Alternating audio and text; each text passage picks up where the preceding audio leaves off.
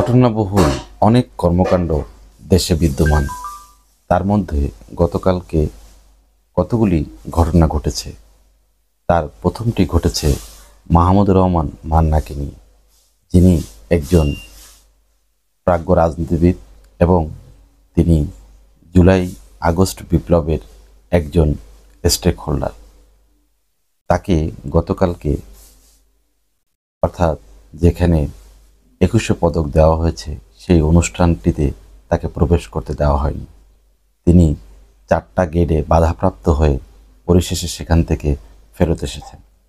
পরবর্তীতে তিনি একটি অনুষ্ঠানে অর্থাৎ একটি সমাবেশে বলেছেন তার ক্ষোভের কথা, যে তাকে এসএসএফ এবং যারা আইন শৃঙ্খলা রক্ষাকারী বাহিনী রয়েছেন অর্থাৎ যারা সেখানে নিয়োজিত ছিলেন, এই অনুষ্ঠানটি যেখানে অনুষ্ঠিত হচ্ছিল সেখানে তাকে প্রবেশ করতে দেওয়া হয়নি। তিনি 4টা গেট পেরিয়েও সেখানে যেতে পারেননি। দ্বিতীয় যে ঘটনাটি ঘটেছে সেটি রাতে অর্থাৎ 11:30টার দিকে শহীদ মিনারে প্রভাত পেরিতে ফুল দিতে যাওয়ার প্রাক্কালে বিএনপির জ্যেষ্ঠ নেতৃত্ব শামসুজ্জামান দুদুকে আটকে দেওয়া হয়। কেন তাকে আটকে দেওয়া হয় সেটি জানতে চাইলে তারা বলে, নিরাপত্তাজনিত কারণে তারা শহীদ মিনারের প্রবেশ গেট দিয়ে তারা ঢুকতে পারবে না।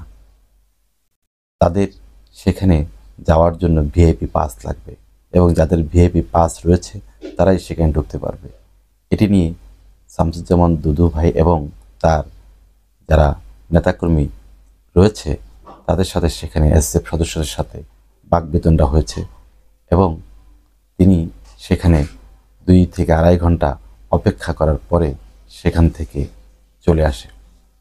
অর্থাৎ এই স্বাধীনতার 54 বছর পরেও শহীদ মিনারে প্রভাত পেরিতে ফুল দিতে গিয়ে, শহীদ বেদিতে ফুল দিতে গিয়ে একজন শীর্ষ নেতৃত্বের বাধাপ্রাপ্ত হওয়া, আরেকজন শীর্ষ নেতৃত্ব অর্থাৎ মাহমুদুর রহমান মান্না ভাইকে এই 21শে পদক অনুষ্ঠানস্থলে দাওয়াতপ্রাপ্ত হওয়ার পরও তাকে সেখানে ঢুকতে না দেওয়া, এটি আসলে কিসের লক্ষণ?